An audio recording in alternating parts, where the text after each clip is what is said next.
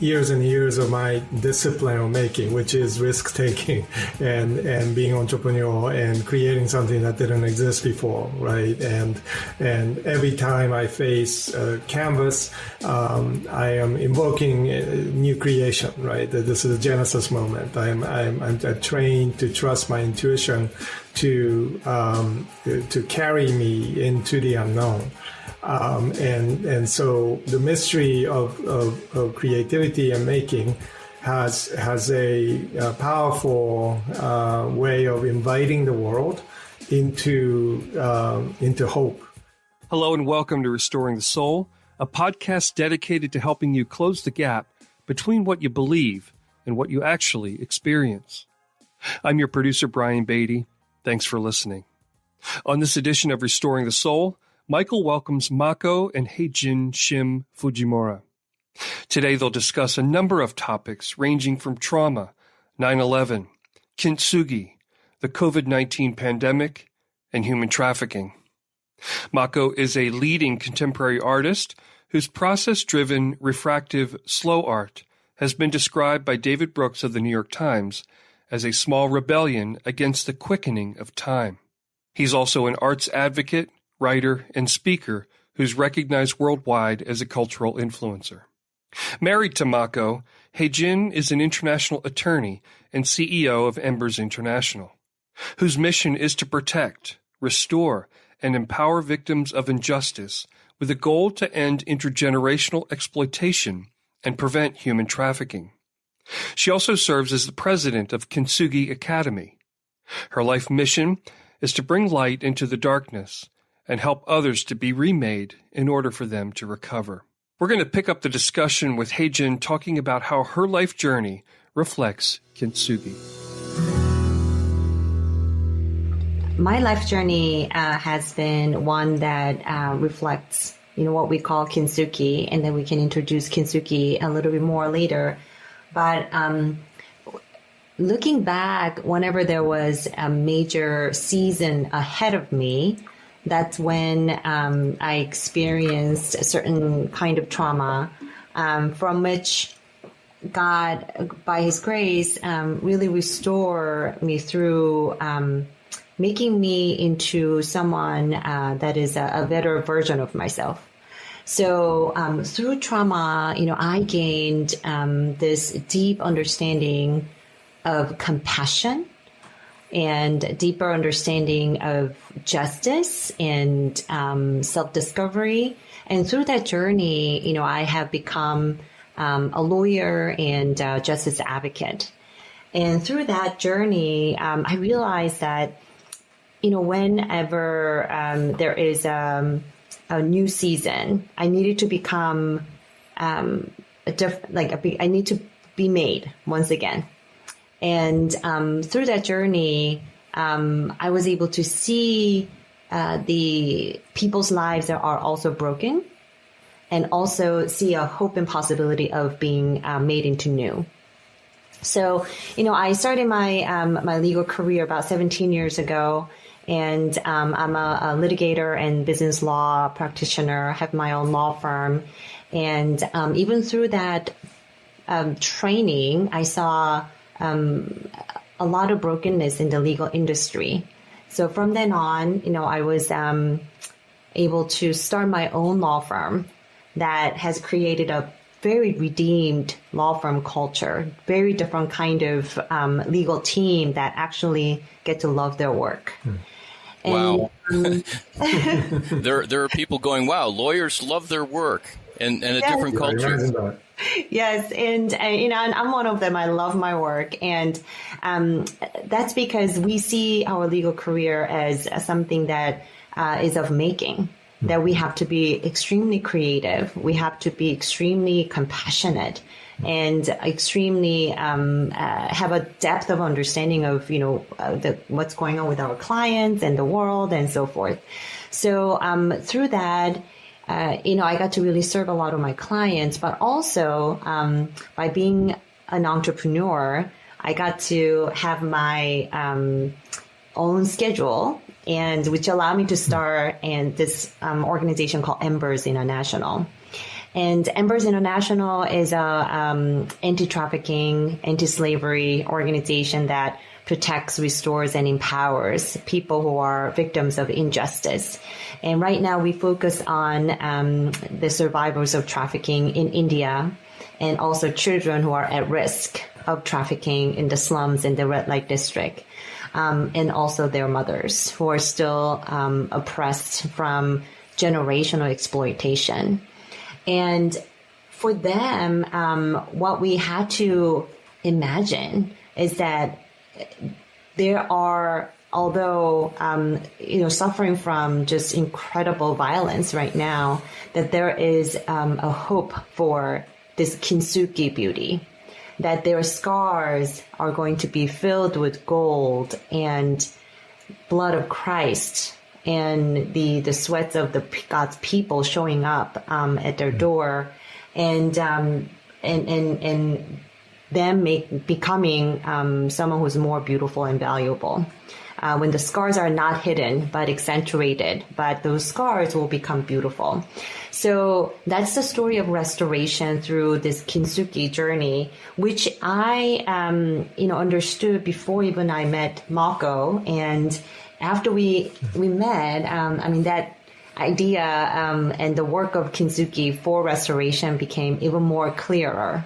But Embers International uses the metaphor Kintsugi because we have to be able to see the victims, not as just victims, but as people who are on their journey of restoration. And I'll once again allow you guys to navigate who shares, but I remember, Mako, hearing a talk from you that with the Kintsugi art form, which I hope you unpack, that the broken pottery was not seen as broken, but as something that was in and of itself beautiful. So that metaphor for Embers International is really profound because, yes, there's damage done through trauma, but there's something fundamental in the soul that remains intact, the image of God. So that's so powerful. It is. Kintsugi is a Japanese term. Kin is gold and tsugi means to mend. And it flows out of this venerable tradition of tea ceremony of Senno Rikyu in particular, who in 16th century Japan, during a feudal wartime, established this path of peacemaking through the very heightened ritual of tea, serving tea to the very powerful. And out of that aesthetic came out this notion that something that has been broken, something that is rusting away or worn thin, are more beautiful because they are have gone through this journey. And so when the tea ware inevitably breaks in a earthquake-prone Japan, the family of tea masters will often keep the fragments for several generations before they give it to a Japan lacquer master. And Japan lacquer is made from urushi, which is from poison sumac. It's a notoriously difficult craft to learn, and this mastery leads into mending these broken pieces, but instead of let's say super gluing it back together to make it look like nothing was ever damaged, Japan lacquer master instead mends in a way that heightens the fractures and sprinkles gold or paints gold, pouring it into the fractures, and sometimes even going further to embellish and add on pieces, as if to say that the fragments, which are beautiful in themselves, can be amplified into a new creation. And the Kintsugi teaware is more valuable than the original, recognizing that this bowl was created twice. And it's such a beautiful metaphor, and I have a chapter in my new book Art and Faith, Theology of Making, that just came out this year on Kintsugi, and how theologically it is so powerful, and it's a perfect way to understand Jesus's post-resurrection appearance. And this book is all about this theology that leads into new creation. As an artist, reading the Bible as a book of making, and the post-appearance of Jesus' post-resurrection journey indicates that Jesus chose to be human after all that he's gone through. He could have appeared as anything, and yet he chose to be human. And not only he chose to be human, but he chose to be a wounded human. His nail marks is with him, as he shows Thomas. And that shows that even to God, this reality of what Japanese traditional Kintsugi shows is exactly the way new creation works. So that leads to, for me to consider, and for us to consider, if Jesus, humanity, being human, is so important, that's the emanation that he chose, but also that his wounds, through his wounds we are healed, and through his wounds this new creation flows out of. Then our journey of going through dark times and fragmentation, ourselves being pulverized, that's just as important to God. We may not see it that way, going through trauma. I have my share of darkness going through 9/11 and the subsequent trauma that affected my life deeply. But those are ways that I can enter into healing and new creation, and that metaphor is very powerful for me as I think about our marriage, I think about my art, think about my life. Yeah, the Kintsugi bowl that we have, and I first discovered Kintsugi through you a couple of years back. It's just beautiful to look at, and I can gaze upon it like one might gaze upon a more traditional religious icon or a cross. And I just want to say, for any listeners, if you've not seen Kintsugi, you can certainly Google it, but it can sound like this sentimental idea, like, well, isn't that nice? The broken pieces get filled in with gold. But it really is quite stunning how I can always imagine the original piece, like, oh, that's nice. But to see the cracks filled in, the texture, almost spider-like veins, and how it goes outward, it's just really remarkable. And I do consider it a kind of icon that mediates the heart of God. Will you talk a little bit about how, and either or both of you, about how making, whether making an organization and bringing to life the vision of restoring others, or Mako, for you as an actual visual artist and painter, how making contributed to healing trauma?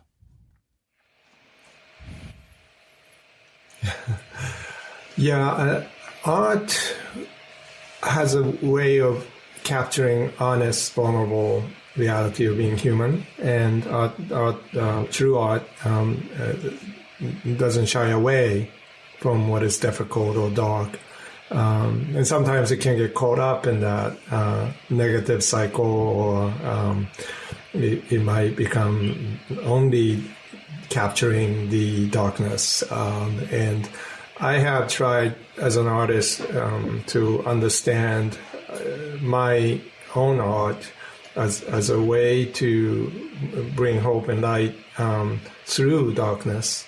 And so even after 9/11, my exhibit coming up in New York at Highline 9 Gallery is called remembrance, and there's a dash between re and membrance. As we think about Kintsugi, thinking back on 9/11, thinking back on Columbine High School massacre, and thinking back on 3/11 tsunami and ongoing nuclear meltdown.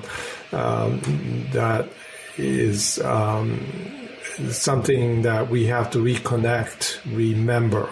And my art has always been part of that journey of looking at something ground zero in a most honest way, but then creating something out of that through or beyond that. And so my exhibit, my art being exhibited is going to be an emblem of that journey. When I met Haejin and when we began to journey together, and I realized, and I walk into her law office, and I'm astonished because the office, the staff, her team has this incredible, dynamic, beautiful, and joyous presence. Her office does not look like a lawyer's office, but it is partly because she's now married to me. It is like a gallery.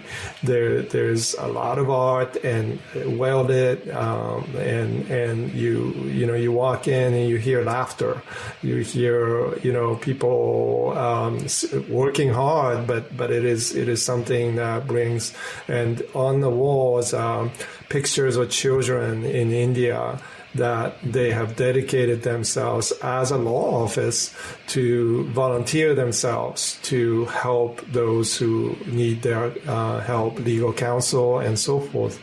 And to me, that is a reality of how it's not just art, right? It's all of our endeavors, all of our what we can do in terms of bringing light into the darkness, and so I'm so honored to learn more about that and to be part of Embers International. Embers International as an organization, of course, its mission is to restore people. So, that's really kind of obvious. That's what we do and what we try to accomplish. But also at the same time, if any of nonprofit leaders are listening to this podcast, I want them to know that each one of you are a maker. Yeah. Because every day you're making this organization possible. You're making programs. You're making systems, and you're making a better team. Every single day you are a maker. And when we do that, what happens, I realize, is that we become more and more of a fully human that God intended us to be. And through that process, there is a restoration that happens to the makers, ourselves, because we become more of a full human that reflects God. And, when I started this, co-founded Embers International, in 2016, and then we really started our operation in 2018, thinking about then and thinking about today. And, I have been going through this journey of making through this organization and of this organization that I am a better version of myself today than then. I have a more compassion and more knowledge and more understanding of the clients that we serve now and then. And same thing with being a lawyer too. I tell my lawyers that you are a maker, and you make a case for your clients, that you make arguments and strategy to represent and advocate for on behalf of our client. And as we do that, we become not only a better lawyer, but also a better person, more restored person that can embrace trauma and be healed through it and help other people be healed. So I think, yes, making and restoration has this direct connection. If we understand it and not only understand, but be aware of it every single day, that what we do has a deeper meaning and our restoration can be even more powerful. That is powerful, and it goes back to something you said, Haejin, at the beginning, where you said that as you were healing from trauma, you were being remade, and it was the being remade that then gave you a vision and allowed you to step into helping to remake others. And Mako, in your previous writings, Culture Care and in Silence, you talk about this word generativity. And I think we don't use that word a lot, and it's often misunderstood. But what you're both talking about, you don't have to be a world-famous visual artist or to take an art class to be a maker. We're all bringing that sense of there's something inside of us that we're generating, and our wounding and our trauma wants to shut that down. It's like it wants to put a lid on it. So I love this connection between making, not as something in and of itself, although that's valuable, but as a healing, restorative, really essential part of being human. Yeah, and we think of making as making something new or making something that's innovative and never existed before.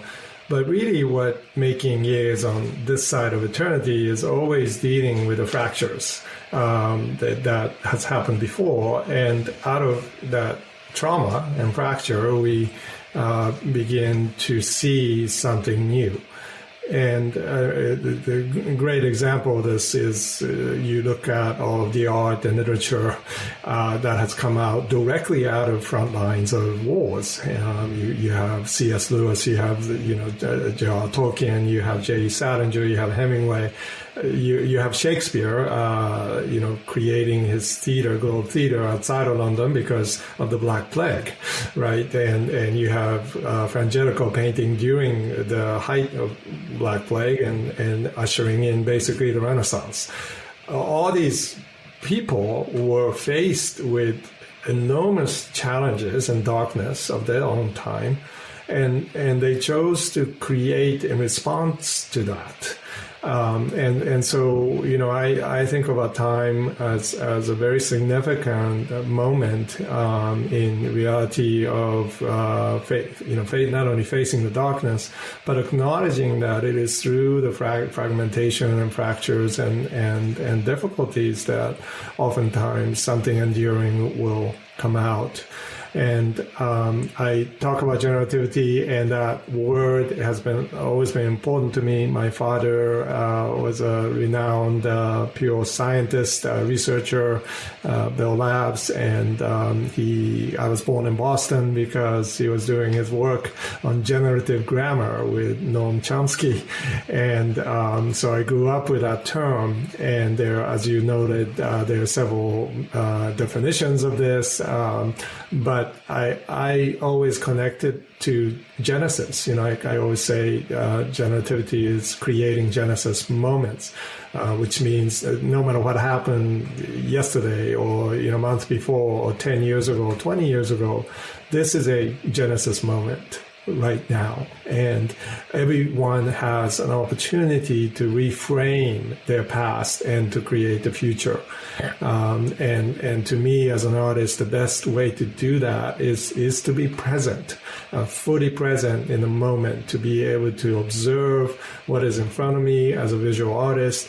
But for any kind of making, the Embers International and Shim Associates, lawyers, have to pay attention to the person and organizations that they're helping, be present in that sense. And so we are in that business of walking into very traumatized and fragmented realities, and we have the opportunity to stay present in that until we see beauty in the fragments.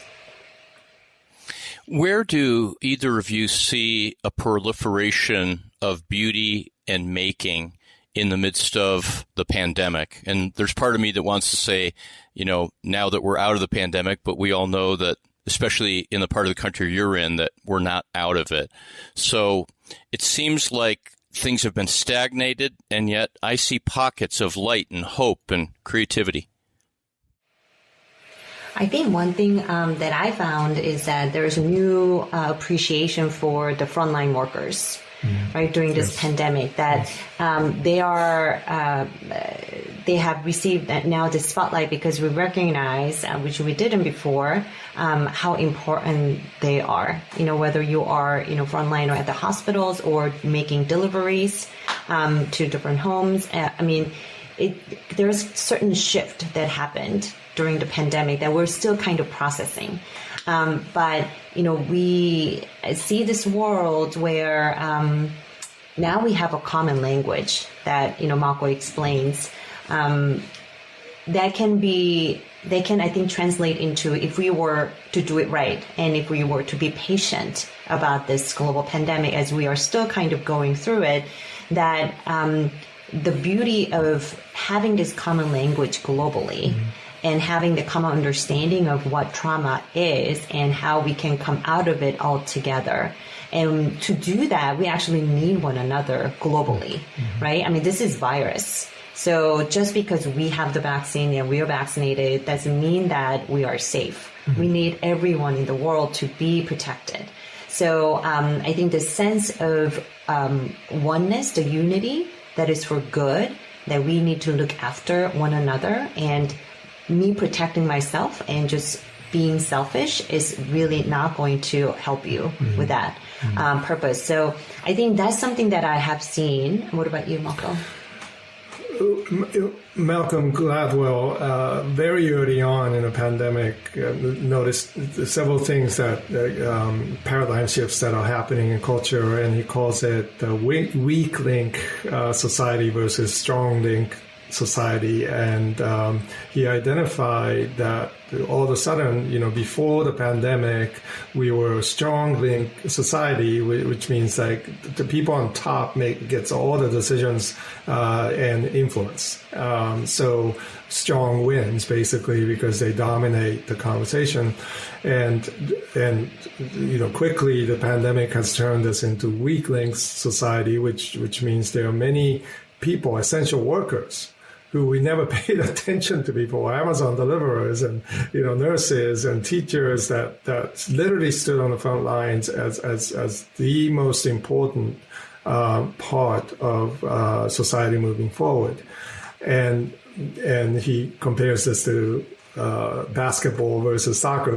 In basketball, if you have one very incredible player, you can do okay. You can still win the game. But in soccer, if you have one weak player, the other team can exploit that, and you're not going to win too many games. And so, given that we have shifted into weak links society, and I think the reality now is to look at moving forward, even post-pandemic, so-called quote unquote, will that remain to be a possibility? And I think that is where generativity can come in. When we realize that there's not a single person on this earth today that has not been directly impacted by COVID virus in some way. That's a remarkable statement to make, one that we probably couldn't have named before. We didn't have a situation in which all of us share, my experience of being a ground zero resident in 9/11 in New York City. That's not everybody's experience. My trauma, what we went through as ground zero residents and raising my children there, is relevant to that particular area and can be, applied. But today, it's as if everybody was in that ground zero zone, faced with same trauma, same issues of, what happens after with post-trauma issues. and so I call that this shared curse that it can be a common grace kind of a experience where because we can identify with each other, somebody in Assam, India, is facing the same kind of trauma that I am going through, the same kind of fear, same kind of anxiety, even worse, because they are more exposed to the vulnerabilities. But, we can be aware of that, and as Embers International has done, they raised $80,000 to create an oxygen tank plant in Assam, India. And to me, that was just the most beautiful sign of generativity, because this oxygen tank plant in a rural hospital will mean that this area, which is often cited as kind of a nexus of human trafficking, lawyers associated with Embers, like IJM, International Justice Missions, and others, can have at least create a safe space for these immigrant workers to find safety. And so my, issues, that I have to deal with in Princeton, New Jersey, is directly connected with that person who is, journeying perhaps from China into India. I don't know, but and you can actually buy the tea, Assam tea, which is known for its remarkable flavor, English tea developed in that region. And so while we drink this tea, we can be thinking directly about the impact of various decisions that we can make today to help that person who is picking tea in Assam. Yeah, that is so beautiful. Haejin, will you talk about the website and how people can learn more about Embers International? Sure. Thank you for that question. If you go to embersinternational.org, it's EMBERS, you'll be able to see, what our organization is all about, our programs, and how you can support the work and participate. Embers International, its ultimate goal is to prevent trafficking. And prevention work is really hard, and it's rarely emphasized because it's so hard to showcase the measurable outcome. Because how do you showcase something that didn't happen, right? Mm-hmm. However, the work that we do, the protection, restoration, and empowerment, and the specific program that we have that targets the 2 generations living in the red light area right now, is going to ultimately lead to that prevention.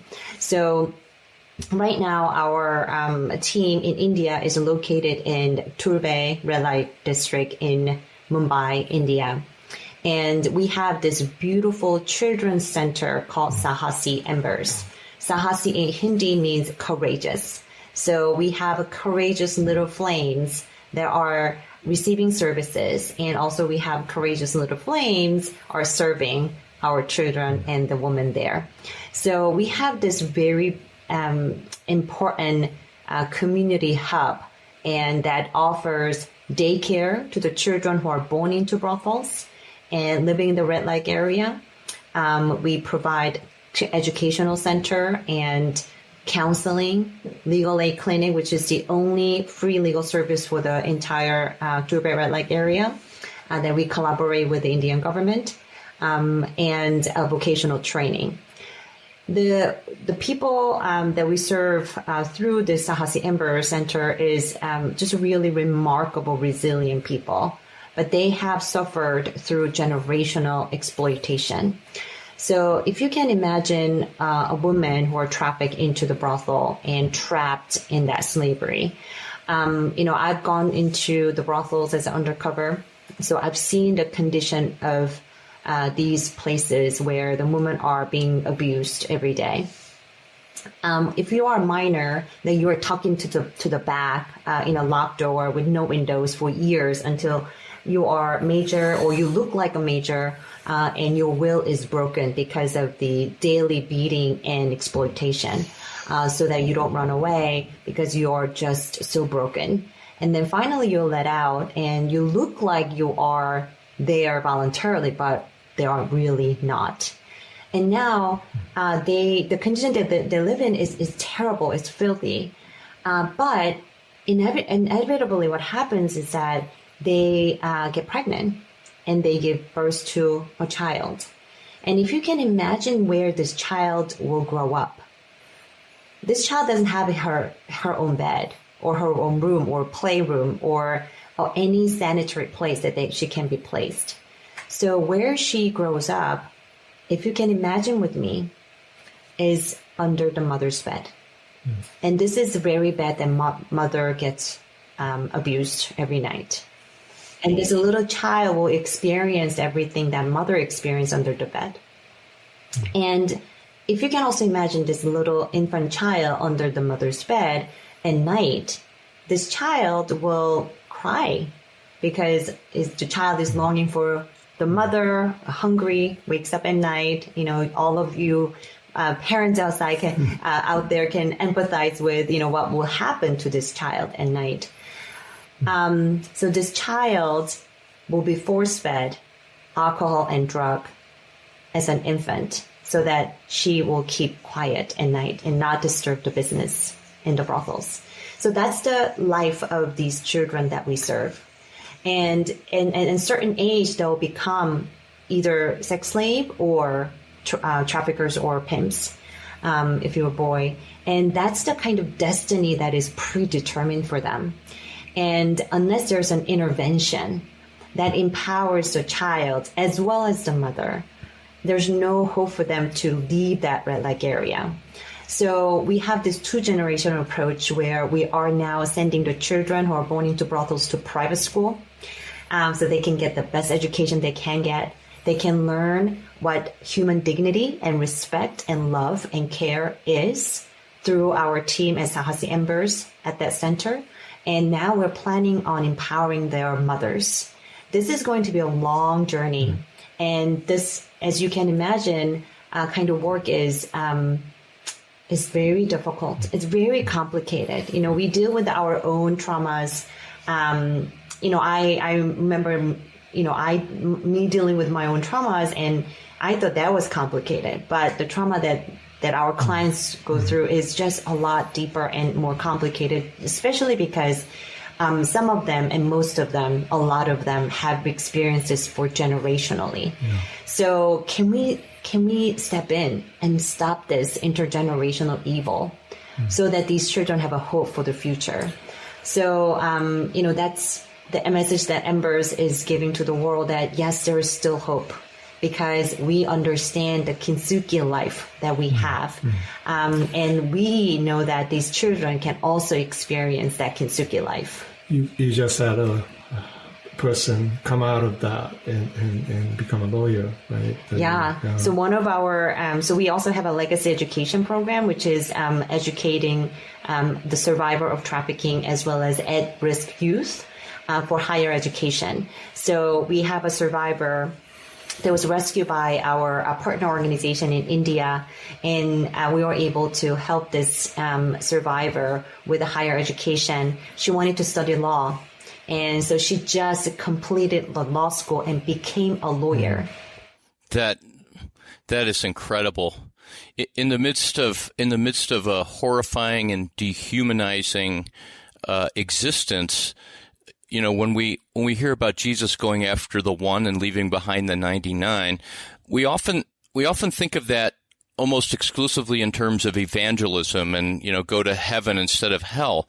But Jesus goes after the one to take them out of that horror, whether they become a believer or not. There's light there in that darkness. And I love how you talk about the Kintsugi life, because everybody can relate to that and automatically understands that. Is there anything being done with Embers International with the prevention side, I've done a lot of work and speaking around the demand side, and that seems like such a deep, deep cultural issue that seems like it's a rock so big you can't move it. So education is a key. Making the public aware of the problem, and also making sure that we don't do rescue work, but our partner organizations do, and making sure that the public understands that there is no impunity for this type of crime is also very important. But also, what's really important is empowering the community. So we have our South Ambers team will go out to the community into the red light area every single day to do community outreach. And what they do is they look for people who are in need.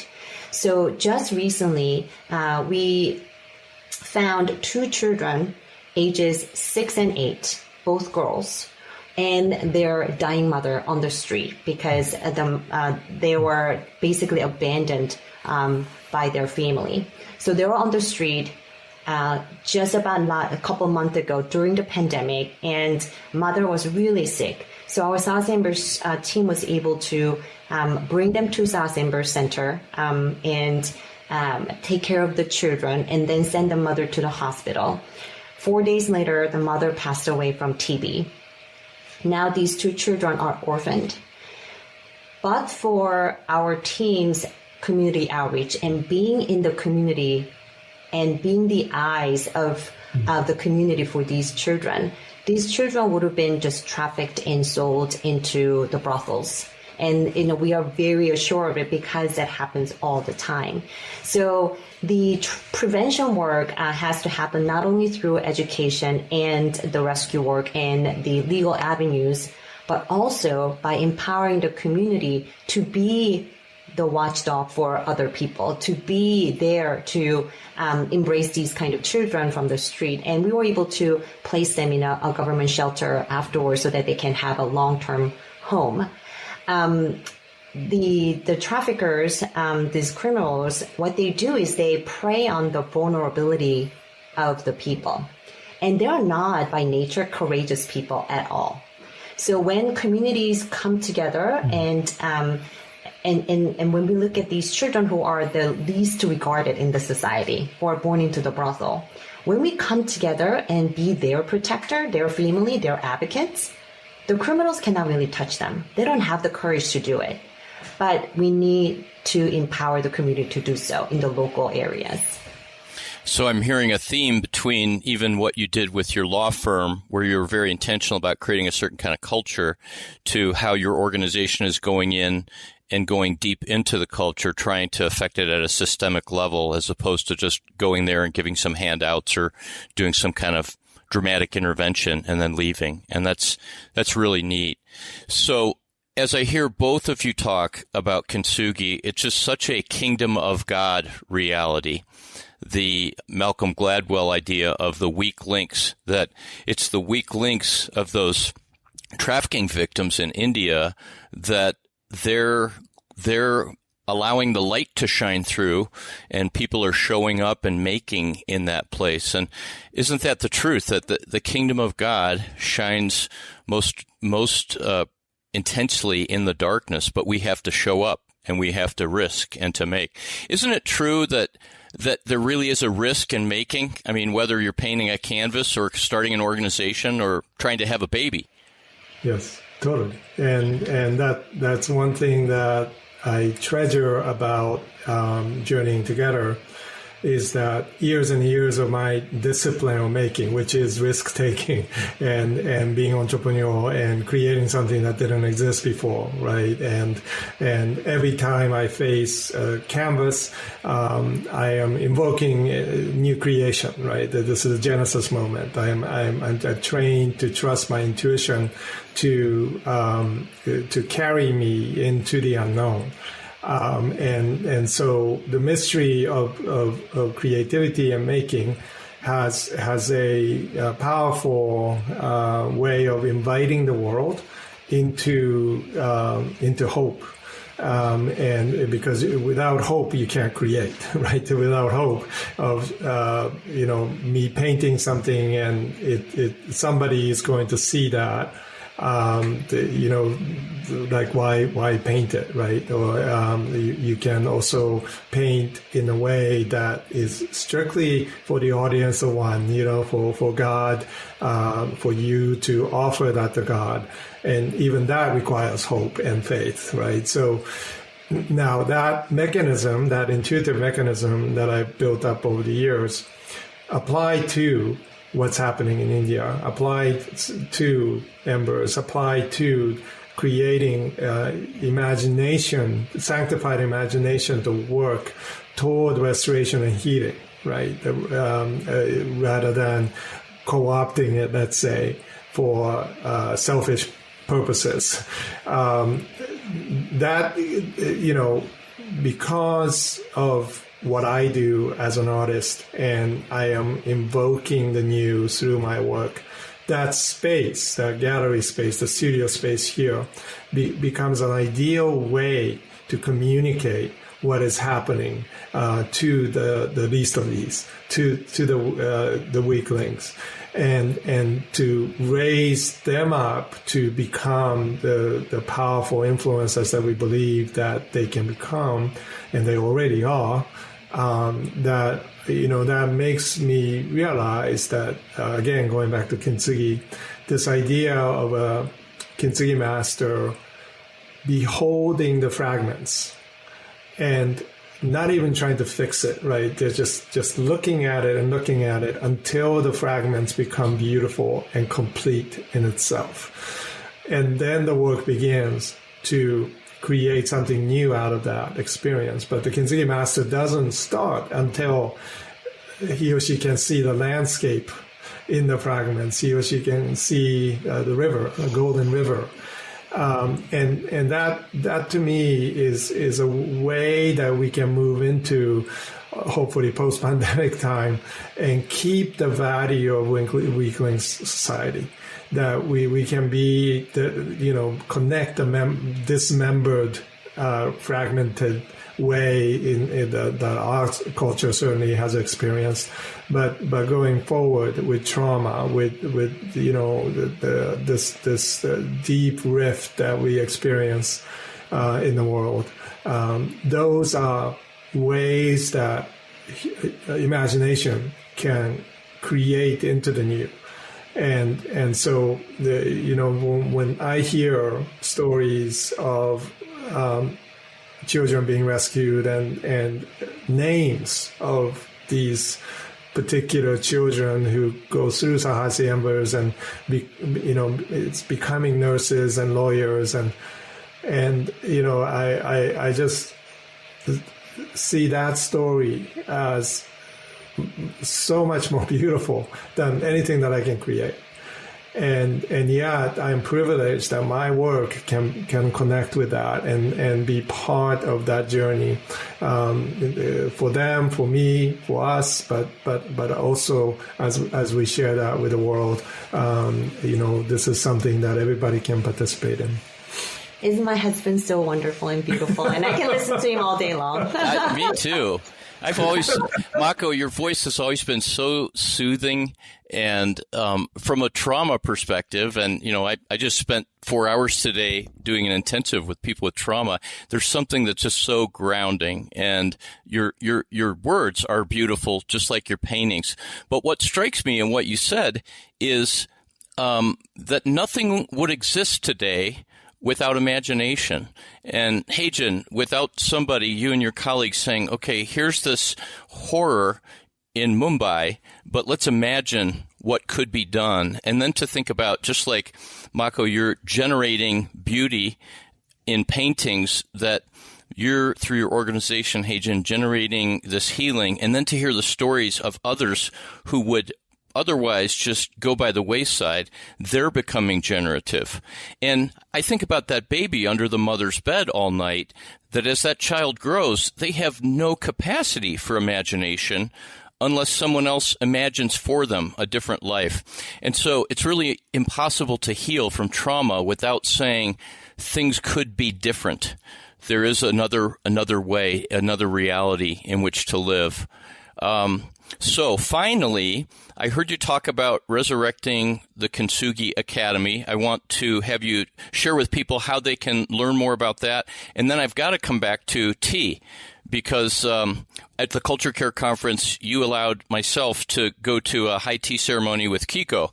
And so what's the tea? Can people buy that at the Embers International site, or can they sign up for it? Well, maybe we'll start creating it with Assam, with people there. But Kintsugi Academy is relaunching, and we're so excited to have the Kintsugi master from Japan come on 9/11 in New York City to relaunch this effort to bring this conversational healing and practice of healing that anybody can learn to do, but we need certified trainers. So we're going to be certifying these people that we selected and journeying with them. And along with them is our friend Kurt Thompson, Dr. Thompson, who is a psychiatrist, and he will talk about healing and trauma. Shan Ray Furch, who's a National Book Award winning poet and writer, who is also a professor of forgiveness at Gonzaga University, and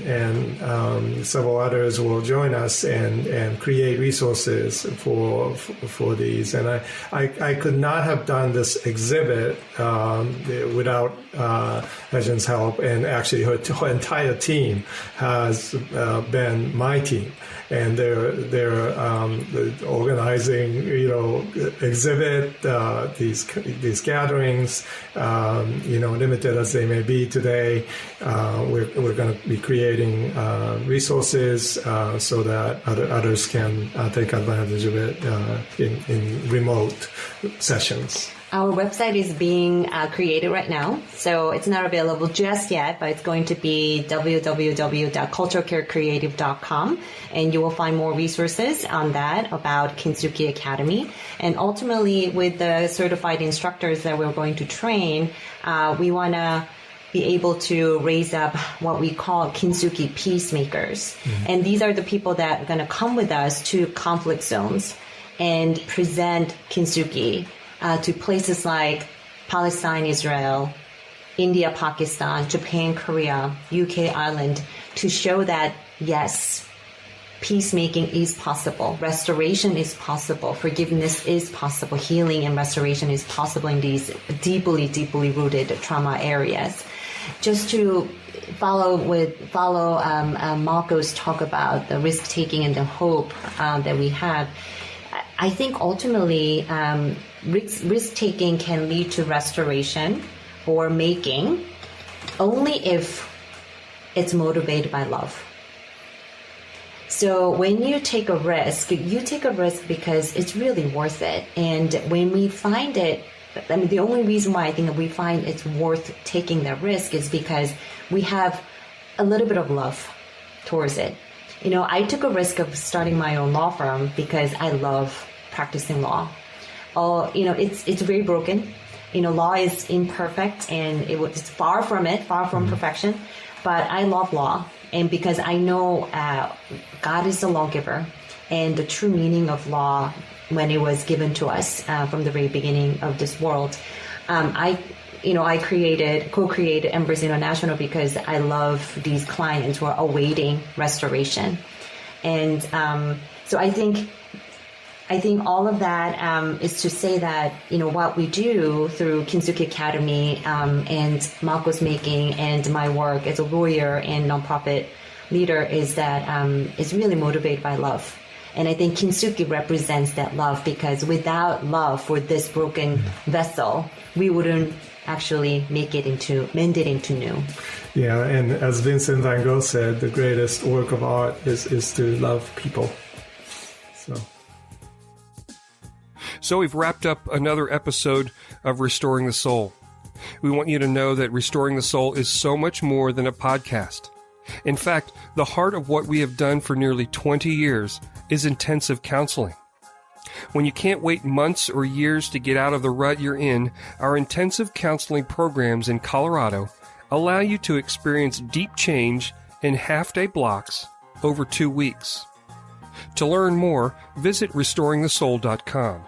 That's restoringthesoul.com.